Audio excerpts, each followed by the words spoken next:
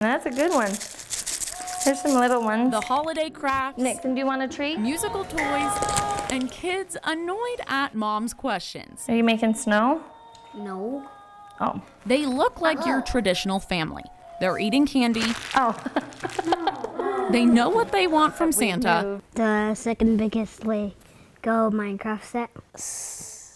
Soccer cards. But this family wasn't built in a traditional way. Lots of years of not being able to get pregnant, and finally decided that at a certain point after the fertility and all the doctors, that adoption was the next step. A decision they didn't expect. Most people don't just jump into a marriage and go, let's adopt a baby. You know, it's a journey that you end with, but it takes it's a process to get to. But they smiled as they left that tradition behind. For us, it was really easy and almost exciting to close that door and move on to that next chapter of adoption. In 2009, the Maughan adopted their first child, Hensley. A year later, Nixon. Hensley, our 12-year-old, and Nixon, our 10-year-old, their birth moms were best friends. And so we met our second birth mom through our first birth mom. We actually have pictures of our second birth mom holding our first daughter at the hospital before she was ever pregnant, because she was friends with Lindsay, her birth mom. Yeah. That's confusing. These are the Maughan kids with their birth moms. So that tradition of the birth mom getting rid of all contact, they abandoned that too. Our children know who their birth families are, love them, actually go and spend weekends with them. They come and spend weekends at our home. So were you in Addie's tummy? Yes. Yes. You know that. I do know that. The Maughans have an open adoption relationship with the birth families. What does it mean to you that you're adopted? They say they believe it helps their kids understand. What does that mean? You were with your mom, but she wasn't ready to be a mom. While they say it wasn't an easy adjustment, Coming home from the hospital, and Hensley's birth mom posted pictures of her baby, and everyone commented how beautiful of a mother she was. And I was at home holding Hensley, feeling like I was her mother, but there was this other mother. it's worth it.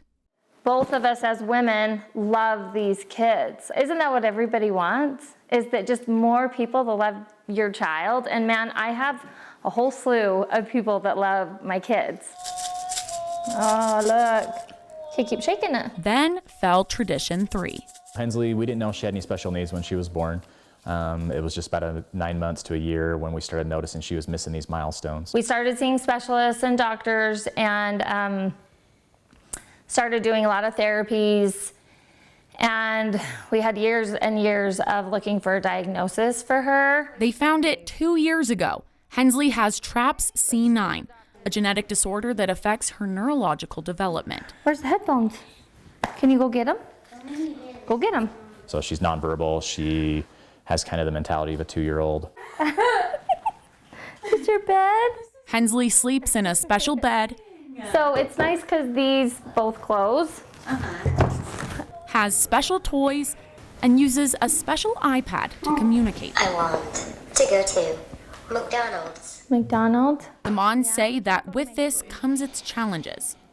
Everything's hard, from going to church to getting ready in the mornings to jumping in the car and running to the store. She'll have meltdowns in the middle of the floor at the grocery store. But they say the joy she brings outshines it all. What is your favorite thing about your sister? Her laugh. Her laugh? What do you like about it? It's funny. Do you ever fight with your brother or sister? Yes, a bunch. What do you guys fight? Actually, not hens, but my brother. Why don't you fight with hens? Because she can't talk or anything. She can light up a room with her little laugh. When she's happy, it's the most contagious thing you've ever seen. Can you say hi? Yeah. Good girl. Jesse and Jamie say they believe Hensley is not only teaching her brothers, but she's teaching them.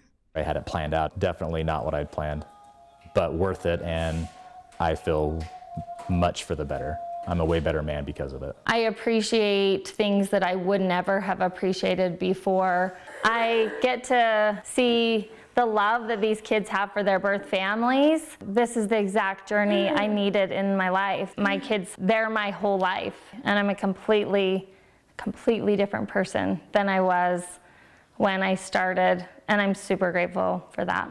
Sarah Murphy, Cash Rendezvous.